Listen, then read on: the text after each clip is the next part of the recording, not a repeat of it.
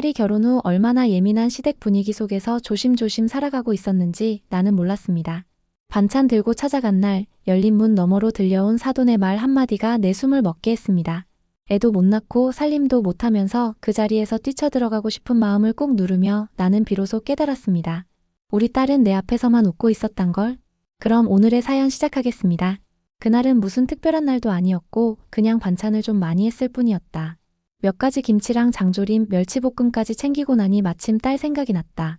일하느라 바쁠 텐데 밥은 제대로 챙겨 먹고 있나 싶어서 작은 플라스틱 반찬통에 하나하나 꾹꾹 눌러 담아들고 나섰다. 딸네 집은 우리 집에서 그리 멀지 않은 아파트였다. 몇 번 가봤던 길이라 길찾기 같은 건 필요 없었다. 다만 현관 앞에 다다랐을 때 그 조용해야 할 문 너머에서 들려오는 소리에 나는 그 자리에 그대로 굳어버렸다. 애도 못 낳으면서 뭘 잘했다고 울어? 살림도 제대로 못하면서 어디서 며느리 행세는 우리 아들이 너 같은 애 데려온 거 내 평생의 한이다. 순간 숨이 턱 막혔다. 목소리는 분명했다. 평소 온화한 척 말끝마다 우리 며느리 착해요 하시던 사돈댁이었다.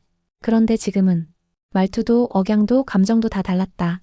마치 숨겨왔던 본심이 터져나오는 듯한 그런 말투였다. 나는 본능적으로 문을 확 열고 들어가고 싶었다. 내 딸이 그 앞에서 고개를 숙인 채 아무 말도 하지 못하고 있다는 걸 보는 게 너무나도 아팠다. 그러나 동시에 내가 들어가면 우리 딸이 얼마나 난처할까 하는 생각도 머리를 스쳤다. 그렇게 나는 문 앞에서 한참을 서 있었다.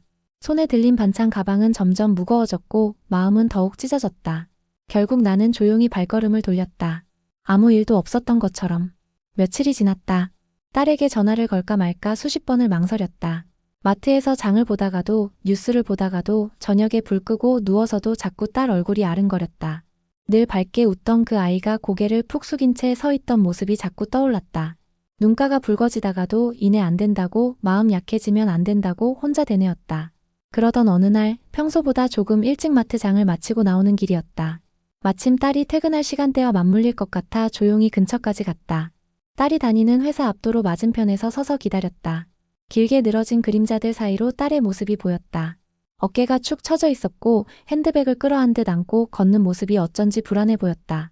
나는 조용히 다가가 그녀의 팔을 툭 쳤다. 놀란 눈으로 돌아본 딸이 입꼬리를 억지로 올리며 말했다. 엄마 왜 왔어? 연락도 없이. 그냥 네 얼굴 좀 보려고. 밥은 먹었니? 말은 그렇게 했지만 사실은 말보다 표정이 먼저 다가왔다. 괜찮다고 했던 얼굴이 전혀 괜찮지 않았다. 어딘가 멍해 보이고 웃음도 오래 머물지 못했다. 모른 척하고 싶었다. 너는 괜찮다 했으니 엄마는 믿는다고. 하지만 며칠 전 말이야. 응. 그날 네가 고개도 못 들고 있던 거. 엄마는 평생 못 잊을 것 같아. 딸의 눈동자가 떨렸다. 나도 떨리는 손으로 딸의 손을 꼭 잡았다. 미안해. 엄마가 좀 더 일찍 알아챘어야 했는데 엄마 그제야 딸이 입을 꾹 다물고 고개를 숙였다. 길거리 한복판에서 지나가는 사람들 눈도 의식하지 못한 채 우린 그렇게 한참을 서 있었다. 가슴속에 가둬두었던 말들이 뚝뚝 떨어지는 눈물로 흘러나왔다. 딸의 집에 도착했을 땐 해가 거의 져 있었다. 어두운 거실에 불이 켜지지 않은 채로 있었고 딸은 현관에 들어서자마자 털썩 주저앉았다. 신발을 벗지도 않은 채로. 나는 가만히 그 옆에 앉았다. 그저 곁에 있고 싶었다. 무슨 말을 꺼내야 할지 몰랐다. 도대체 무슨 일이 어디서부터 잘못된 건지 나는 아직도 다 알지 못했기 때문에. 딸은 오래도록 아무 말이 없었다. 무릎을 감싸 안은 채 고개를 푹 숙이고 있었다. 한숨도 흐느낌도 없이 조용했다. 마치 이 모든 걸 다 견디고 살아온 사람이란 듯. 엄마가 대신 말해줄까? 딸이 고개를 들었다. 말없이 눈을 마주쳤다. 그날 들은 말 아프고 분하고 수치스럽더라. 근데 말이야 더 아픈 건 너야.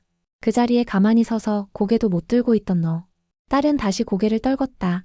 그리고 아주 작게 거의 속삭이듯 말했다. 엄마 나 그냥 모른 척했어. 계속. 왜? 그냥 다들 힘들잖아. 어머님도 남편도 나도.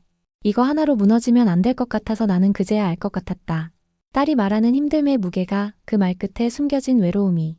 마치 세상이 무너지지 않게 자기가 떠받치고 있는 것처럼 그 여린 어깨로. 그게 네가 떠안을 일이니? 조금은 가라앉은 목소리로 물었지만 속은 부글부글 끓고 있었다. 딸이 고개를 끄덕이려는 찰나 나는 말없이 딸의 손을 덥석 잡았다. 말보다 손이 더 단호했다. 다신 그런 말 들으면서 고개 숙이지 마. 그게 얼마나 위험한 건지 엄마는 알아. 그 말에 딸은 고개를 천천히 들었다. 눈빛이 흔들렸다. 마치 이제야 누군가 자신 편이 되어준 듯한 눈빛이었다. 그 순간 결심이 섰다. 나는 이 일을 그냥 넘기지 않기로 했다. 그날 밤 나는 딸 집에서 자고 갔다. 거실에 이불을 깔고 누웠지만 좀처럼 잠이 오지 않았다. 천장에 비친 희미한 불빛 사이로 머릿속은 수천 갈래의 생각들로 뒤엉켜 있었다. 어떻게 말을 꺼내야 할까? 아니, 꺼내야 하는 걸까? 나서면 우리 딸 더 힘들어지는 거 아닐까? 잠깐 눈을 붙였다가 깬 새벽녘 주방 쪽에서 살금거리는 소리가 들렸다. 딸이었다. 물을 마시려다 나를 보고는 흠칫 놀란 듯 웃었다. 엄마 아직 안 잤어? 잠깐 눈 붙였지 뭐. 엄마 너무 깊이 들어오지 마. 나 괜찮아. 진짜야. 그 말에 나는 단호하게 고개를 저었다. 네가 나 괜찮아. 그 말하기까지 얼마나 참았는지 엄마는 이제 그거 알게 됐어. 그거면 충분해. 딸은 눈가가 벌개진 채로 조용히 고개를 끄덕였다. 더는 말하지 않았다. 더는 말할 필요도 없었다. 그 다음 날 나는 아침 일찍 장을 봤다. 손수 잡채를 만들고 배추전도 부쳤다. 비닐 포장 없이 김이 모락모락 나는 채로 반찬을 담아갔다. 이번엔 반찬을 주러 가는 게 아니었다. 현관문 앞에 도착했을 때 이번에도 문이 살짝 열려 있었다. 이번엔 일부러 초인종을 누르지 않았다. 딸이 문을 열자마자 나를 보고는 놀란 눈으로 말했다. 엄마, 왜 또 오늘 저녁 사위 좀 볼 수 있을까? 같이 밥 먹고 싶어서. 딸은 말없이 나를 바라봤다. 내 눈빛 속에서 이미 답을 읽은 듯 조용히 고개를 끄덕였다. 저녁 6시쯤 사위가 퇴근해 돌아왔다. 문을 열고 들어온 그와 눈이 마주쳤다. 처음으로 딱딱하게 굳은 표정이었다. 그는 잠시 당황한 듯 했지만 이내 억지로 웃음을 지으며 말했다. 어머님 오셨어요? 그래. 사돈한테서 좋은 말씀 들었거든. 우리 사이에 풀어야 할 오해가 있는 것 같아서. 그 순간 사위의 눈빛이 아주 미세하게 흔들렸다. 나는 느꼈다. 이 남자는 지금 알고 있다. 내가 들었다는 걸. 하지만 나는 그 자리에서 큰 소리로 따지지 않았다. 대신 상 위에 반찬을 하나하나 꺼내놓으며 말했다. 우리 딸 맛있는 거라도 먹고 살게 해주는 게 며느리로서 잘하는 거라면 사위는 남편으로 뭐 해야 하지? 그 말에 사위는 말없이 고개를 떨궜다. 딸은 손에 젓가락을 쥔 채 미동도 없었다. 조용한 식사였다. 나는 아무 말도 하지 않았고 대신 젓가락을 딸 그릇 쪽으로 여러 번 옮겼다. 내 손길 하나에도 딸은 울컥하는 표정을 애써 숨겼다. 사위는 숟가락을 몇 번 들다 말다 결국 천천히 말했다. 그날 어머님이 들으신 거 죄송합니다. 나는 아무 말 없이 국을 떴다. 그리고 한참 뒤에야 천천히 입을 열었다. 사위야. 말이라는 건 칼보다 깊이 박히는 거다. 특히 사랑한단 말 뒤에 숨은 비난은 더 아프더라. 그는 아무 대꾸도 하지 못했다. 나는 그날 따지지 않았지만 경고는 분명히 남겼다. 이 집에서 내 딸에게 무슨 일이 더 생긴다면 그땐 진짜로 가만두지 않을 거라고.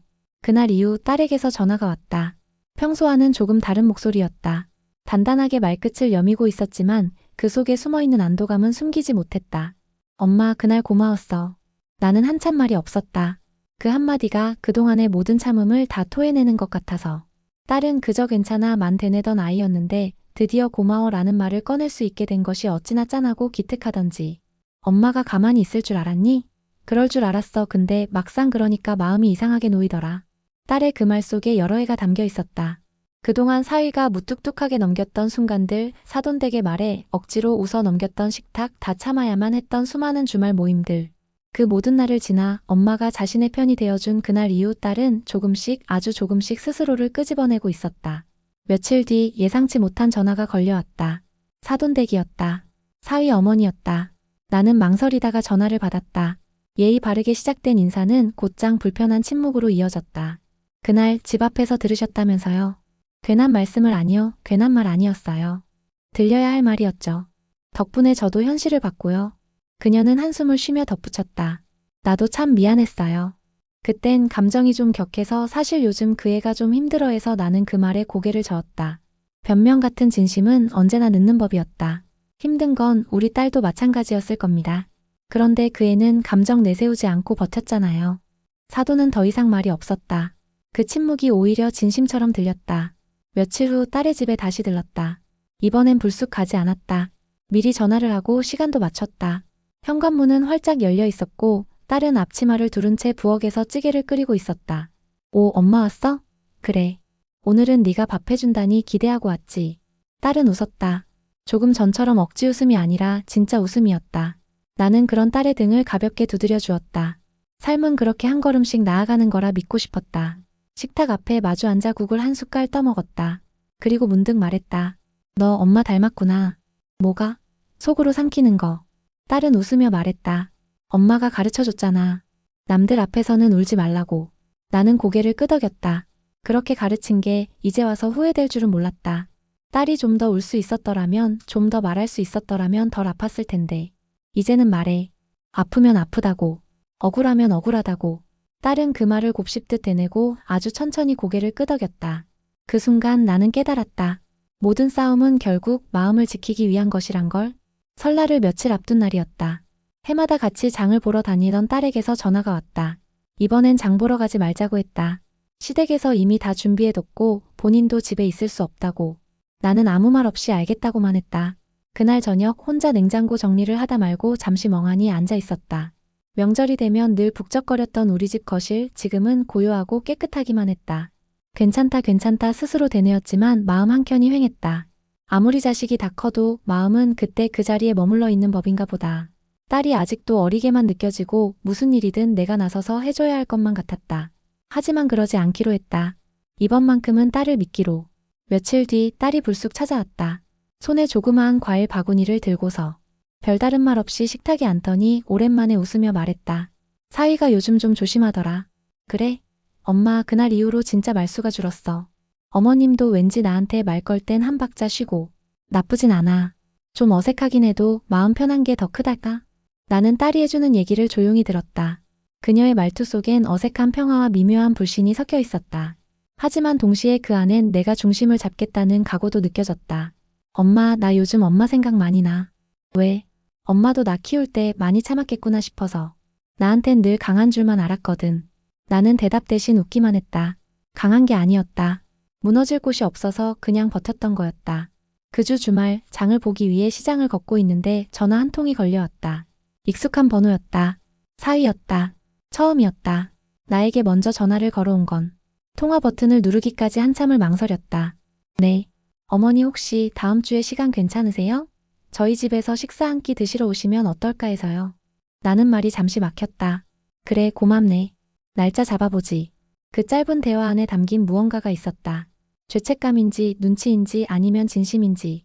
아직은 모르겠지만 최소한의 성의는 느껴졌다. 그날 밤 딸에게 메시지를 보냈다. 잘 지내고 있어줘서 고맙다. 잠시 뒤 도착한 답장. 엄마 덕분이야. 나는 다시 조용히 핸드폰을 내려놓고 커튼을 살짝 걷었다. 겨울 하늘이 차갑게 반짝이고 있었다. 거리는 여전히 분주했지만 마음은 조금 덜 시끄러웠다. 멀리서 보니 딸도 꽤 잘 살아내고 있구나. 그렇게 나는 한 걸음 물러서기로 했다. 딸이 자기 삶을 살아갈 수 있도록 이제는 뒷모습만 지켜보기로. 약속한 날 나는 점심 무렵에 미리 집을 나섰다. 손에는 과일 바구니 하나 들었고 발걸음은 조심스러웠다. 몇 번을 다시 다려입은 옷은 아직도 어색했고 거울 앞에 서서 목도리 매무새를 여러 번 고쳐보았지만 마음은 여전히 풀어지지 않았다. 딸의 집 초인종을 누르기 직전 나는 심호흡을 크게 했다. 문이 열리자 사위가 나와 인사를 건넸다. 익숙한 듯 하면서도 어색한 얼굴. 그가 내민 손에 나는 잠시 머뭇거렸고 그 짧은 망설임 안에 우리가 지나온 시간들이 오롯이 담겨 있었다. 어서 오세요, 어머님. 그래, 불러줘서 고맙네. 거실은 조용했고 딸은 주방에서 음식을 정리하고 있었다. 나를 본 딸은 반가운 얼굴로 다가와 앞치마를 벗으며 말했다. 엄마 생각보다 일찍 왔네. 버스가 막히질 않아서 일찍 도착했어. 너는 좀 쉬었니? 딸은 웃었지만 그 눈빛엔 여전히 조심스러움이 스며 있었다. 주방 한쪽엔 사돈댁이 서 있었다. 우리의 시선이 마주쳤고 그녀는 머리를 조아리며 인사했다. 아유 어머니 그날 일은 정말 죄송했어요. 나는 가볍게 목례했다. 말은 아끼기로 했다. 인사는 말로 하지 않아도 되는 거라고 눈빛으로도 충분히 전해지는 거라고 믿었다. 하지만 그 침묵은 오히려 묘한 긴장을 자아냈다. 딸은 허둥지둥 식탁 쪽으로 상을 옮겼고 사위는 서둘러 물을 따랐다. 식사가 시작되고 접시 위로 음식이 오가며 대화도 조금씩 풀렸다. 사돈댁은 지나치게 친절했고 사위는 무척 조심스러웠다. 딸은 이런 분위기에 익숙한 듯 말끝마다 웃음을 얹었지만 나는 그 웃음이 얼마나 힘겨운 건지 이미 알고 있었다. 어머님 입에 맞으세요? 일부러 어제부터 준비했어요. 며느리가 이런 요리는 또 잘하잖아요. 사돈댁의 그 말에 딸이 웃었다. 나는 그 웃음을 보며 속으로만 말했다. 그 말 그날 네가 고개 숙인 채 들었잖니. 음식은 맛있었다. 그러나 나는 목이 자꾸만 메었다. 제대로 씹히지 않는 음식들이 혀끝에만 맴돌다 내려가지 않았다. 딸이 내 밥그릇에 조용히 고등어 한 점을 얹어줬다. 익숙한 손길이었다. 어릴 적 반찬 투정하는 아이의 밥그릇에 조심스럽게 생선살을 발라주던 내 손길과 똑같았다. 그 순간 나는 갑자기 울컥했다. 딸이 이 집에서 얼마나 조심조심 하루하루를 견디며 살아왔을지, 그게 밥상 위 고등어 한 점보다 훨씬 무거운 무게였다는 걸 깨달았기 때문이다. 식사가 중반을 넘어서자 분위기는 조금씩 헛웃음이 더해지며 느슨해졌다. 사위는 몇 번이나 내 눈치를 살폈고 사돈댁은 자꾸만 딸 자랑을 늘어놓았다. 어색한 화목함, 그게 이 자리를 지배하고 있었다. 우리 며느리가요, 뭐든 열심히 하잖아요. 성격이 좀 묻어내서 탈이지. 그 말에 딸은 말없이 웃었다. 그러나 내 눈에는 분명히 보였다. 그 웃음 너머 울지 않으려는 애쓴 흔적이. 그래서 그런가 집안일은 좀 미숙해도 그래도 사람 복은 있지요. 우리 아들이 워낙 속이 깊은 애라. 그 말이 내 귀에 들어오는 순간 나는 젓가락을 내려놓았다. 천천히 물컵을 집어들었고 딸은 순간 나를 슬쩍 쳐다봤다. 그 눈빛은 말하고 있었다. 엄마, 제발, 하지만 나는 더 이상 가만히 있을 수 없었다. 그 말 다시는 하지 마세요. 순간 정적이 흘렀다. 젓가락 소리도 멎었고 사위도 얼어붙은 표정이었다. 사돈댁이 어색한 웃음을 지으며 말했다. 어머, 무슨 말씀을 그렇게, 제가 뭐 실수라도 며느리가 부족하다는 식으로 말하면서 그걸 칭찬처럼 포장하지 마시라는 말이에요. 그건 칭찬이 아니라 평가입니다. 사람한테, 그것도 한 집안을 지키는 여자한테 그렇게 점수를 매기듯 말하는 거 어른으로서 할 말은 아니죠. 딸이 고개를 푹 숙였다. 그녀의 두 손이 조용히 무릎 위에서 움켜쥐어졌다. 그리고 사위가 속이 깊다고요? 저는 그보다 먼저 왜 제 딸이 그런 대우를 받아야 하는지를 묻고 싶습니다. 속 깊은 사람이 그렇게 모른 척하며 같이 살아갑니까? 사돈댁이 입을 열려다 말고 말을 삼켰다. 사위는 말없이 고개를 떨군 채 물잔만 쥐고 있었다. 이 집에서 제 딸이 그저 받아주는 사람이 되지 않길 바랍니다. 한 사람으로서 당당하게 사랑받고 존중받는 아내로 살아가길 원합니다. 조용히 그리고 또렷하게 말했다.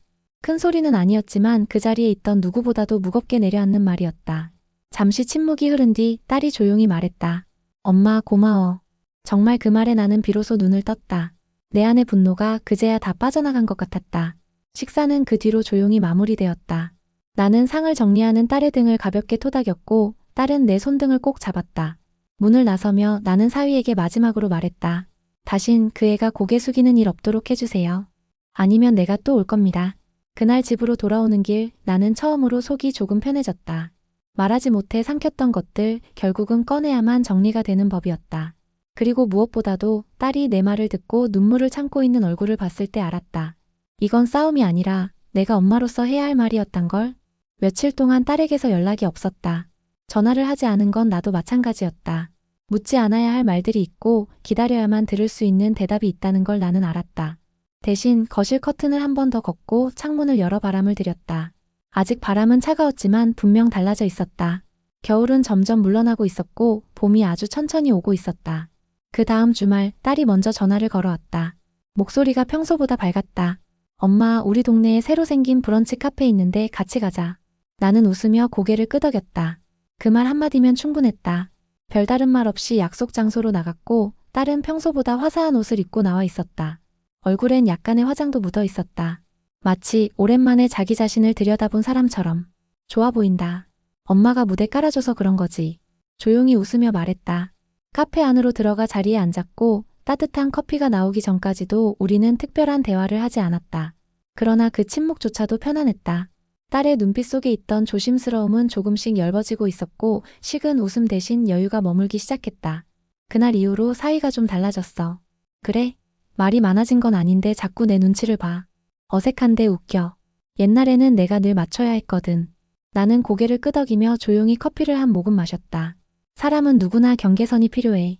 네가 그걸 몰랐던 건 아니고 단지 말하지 않았던 거지. 딸은 고개를 끄덕였다. 그리고 말했다. 이제 말하려고. 웃으면서도 필요할 땐 단호하게. 나 자신을 지키면서. 그 말이 어찌나 반가웠던지 나는 말없이 딸 손등 위에 손을 얹었다. 여린 살결 아래 숨겨져 있던 단단한 의지가 느껴졌다. 집으로 돌아오는 길 나는 작은 꽃가게에 들러 프리지아 한 다발을 샀다. 집안이 금세 환해졌다. 문득 그 꽃들이 꼭 딸 같다는 생각이 들었다. 겉은 여려 보여도 은은하게 향기를 퍼뜨리며 결국은 자기 자리를 찾아가는 꽃. 나는 딸의 방에 걸려있던 사진 한 장을 꺼내 다시 바라봤다. 결혼식 날 부케를 들고 환하게 웃던 얼굴. 그날의 딸은 세상에서 가장 사랑받는 사람이었다. 그리고 이제는 그 사랑을 스스로 지켜낼 줄 아는 사람이 되어가고 있었다. 그래, 이제는 놓아줘야겠다. 마음이 그렇게 말하고 있었다. 매번 앞장서서 지켜주던 자리에서 이제는 조금 물러나 조용히 등을 밀어주는 역할로. 딸은 지금 자기 인생의 봄을 준비 중이니까. 봄은 그렇게 슬며시 다가왔다. 거리에는 노란 개나리가 피었고 시장의 상인들은 일찍부터 겨울옷을 걷고 진열대를 바꿨다. 계절이 바뀐다는 건 사람 마음에도 조금씩 틈이 생긴다는 뜻일지도 몰랐다. 그 틈으로 바람이 스며들고 오래 닫아뒀던 마음의 창이 열리기도 하니까. 딸은 그 즈음부터 변하기 시작했다. 겉으론 별다를 것 없었다. 여전히 회사에 다니고 집안일을 하고 주말이면 남편과 시댁 식구를 챙겼다. 하지만 나는 알 수 있었다. 그 모든 행동의 리듬이 바뀌었다는 걸. 예전처럼 조심스럽고 조용히 따라가기만 하던 그 아이가 이제는 멈추고 묻고 생각한 뒤에 움직이기 시작했다는 걸. 엄마, 나 어머님께 얘기했어. 이번 제사 음식 같이 하자고. 전화기 너머로 들리는 딸의 목소리는 단단했다. 하지만 동시에 떨림이 느껴졌다. 익숙한 권위의 의견을 내미는 일이 얼마나 어려운 일인지 나는 너무도 잘 알았다. 사돈댁이 뭘 하셔?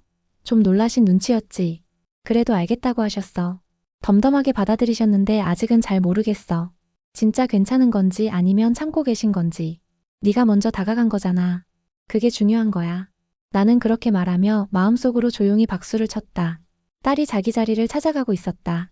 억지로 버티던 자리가 아니라 스스로 빛을 내며 만드는 자리로. 며칠 뒤 딸의 퇴근 시간에 맞춰 근처 카페에서 마주 앉았다. 늘 그랬듯 커피 한 잔 사이에 많은 이야기들이 흘러갔다. 사위는 요즘 어때? 딸은 컵을 들고 입술을 축이다가 살짝 웃었다. 말이야 안 하는 건 여전한데 듣긴 하더라.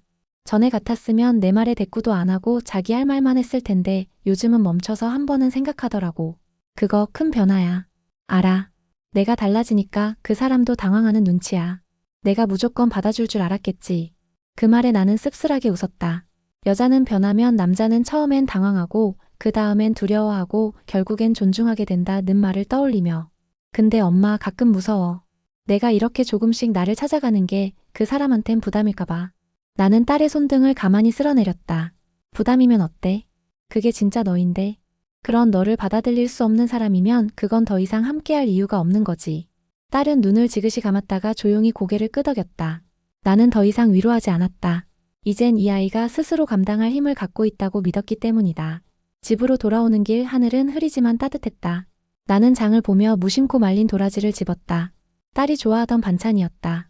요즘도 좋아할지는 모르겠지만 문득 해주고 싶었다. 그리고 마음속으로 조용히 되뇌었다. 너는 잘하고 있어. 누구보다도.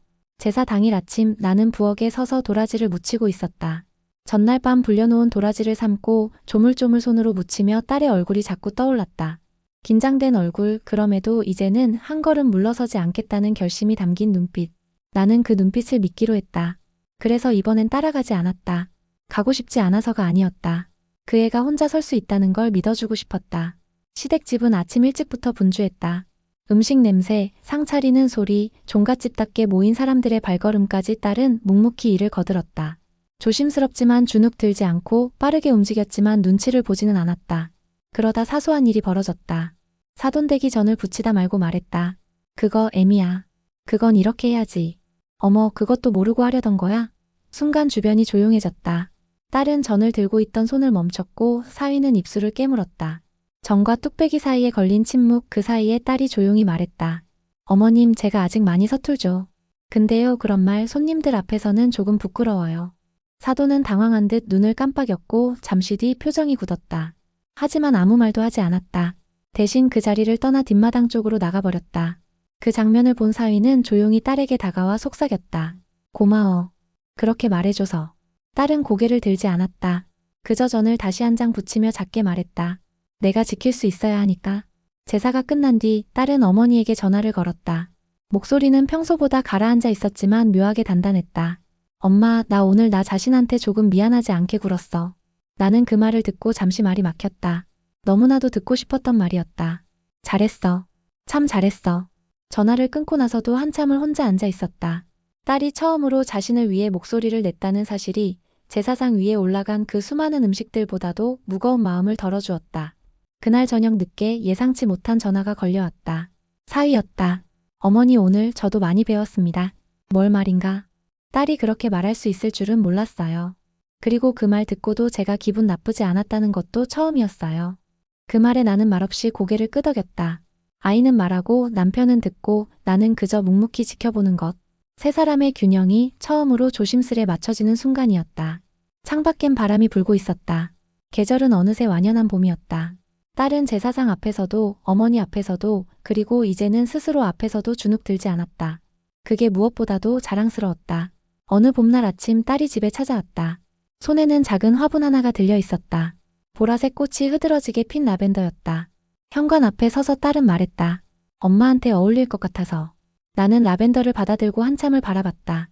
이 꽃처럼 자그마한 체구에 은근하지만 오래가는 향기를 지닌 우리 딸. 나는 꽃을 베란다에 조심히 올려두고 딸에게 차를 내었다. 부엌 식탁에 마주 앉은 딸은 조용히 말했다. 엄마, 나 요즘 나를 좋아하게 됐어. 그래? 응. 예전엔 맨날 혼나고 내가 뭘 잘못했나 돌아보고 뭘 더 해야 하나 고민했는데 요즘은 그냥 내가 하는 말과 행동이 낯설지 않아. 나는 말없이 웃었다. 그 말 한마디가 얼마나 큰 변화를 뜻하는지 너무 잘 알기에. 그제야 나는 마음 깊은 곳에서 안도의 숨을 쉬었다. 그날 오후 우리는 동네를 함께 걸었다. 예전처럼 팔짱을 끼지 않고 나란히 걷기만 했다. 햇살이 따뜻했고 꽃들은 제때 피어 있었다. 딸이 문득 멈춰서며 말했다. 엄마, 예전엔 왜 그렇게 참고 살았어? 외할머니도 무뚝뚝하셨잖아. 엄마한텐 기댈 곳도 없었을 텐데. 나는 하늘을 올려다보며 말했다. 누구 하나라도 안 무너지려면 누군가는 버텨야 하잖니. 그래서 그냥 견뎠던 거야. 근데 그게 참 대단한 일인 것 같아. 나는 고개를 돌려 딸을 바라봤다. 오래된 시간 속에 숨겨져 있던 이해와 존중이 그 짧은 대화 안에 오롯이 담겨 있었다. 며칠 뒤 딸에게서 짧은 문자가 왔다. 엄마, 나 다음 달에 작은 여행 하나 가보려고. 혼자. 나는 바로 답장을 보냈다. 잘 다녀와. 그동안 못했던 너를 많이 안아주고 와. 딸은 이젠 누구의 허락 없이도 자기를 보듬을 줄 아는 사람이 되어 있었다. 라벤더는 햇살 좋은 창가에서 무럭무럭 자라고 있다. 가끔씩 잎을 쓰다듬으면 은은한 향이 손끝에 맴돈다. 마치 이제는 멀리서도 딸이 괜찮다는 걸 알 수 있는 것처럼. 나는 어느 순간부터 딸의 전화를 기다리지 않게 되었다. 걱정하지 않아서가 아니라 믿기 때문이다. 그 애는 이제 누가 뭐라 해도 고개 숙이지 않고 자기 삶을 살아낼 수 있는 사람이 되었으니까. 사랑하는 딸아, 엄마는 이제 너를 내려놓는다. 그 말은 곧 너를 놓아버리는 게 아니라 너를 믿는다는 뜻이란다. 세상이 널 흔들어도 너 자신만은 흔들리지 않기를. 엄마는 여전히 여기 있지만 이제는 네가 내 삶의 앞줄에 서 있기를 바란다. 그게 엄마가 바라는 마지막 소원이다. 그날 이후 나는 더 이상 딸의 안부를 묻지 않았다. 이제는 내가 걱정하지 않아도 되는 딸이 되었으니까. 세상에 당당히 맞서고 그 안에서 자기 목소리를 지키며 살아가는 사람. 그런 딸이 자랑스럽고 무엇보다도 사랑스럽다. 시청해주신 여러분 진심으로 감사합니다. 이 이야기가 마음에 와닿으셨다면 구독과 좋아요 한 번씩 그리고 댓글로 응원해주세요. 여러분의 응원은 더 좋은 이야기로 돌아옵니다. 지금까지 미소한줌 이야기였습니다. 감사합니다.